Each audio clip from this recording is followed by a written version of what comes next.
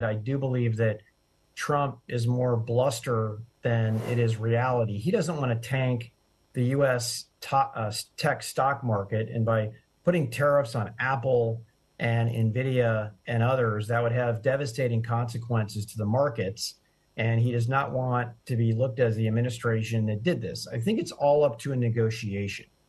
When Trump had his first administration, it was primarily about threats. He did make some tariffs, but he pulled back on some of the commitments that he made in his election. I do think it will require companies like TSMC and even Supermicro to do more manufacturing in the United States.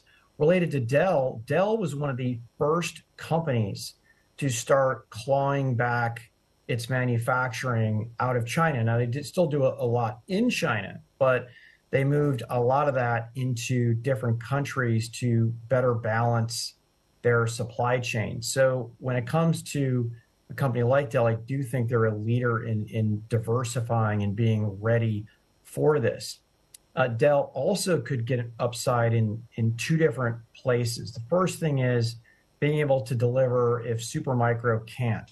There's a lot of these tier 2 CSPs and large, let's say, financial institutions that Dell and Supermicro are in. And I think Dell has the opportunity to take some of that market share, and they've shown that they can drive profits with those as well. The other is the federal government, where U.S. federal government where Dell is very well aligned.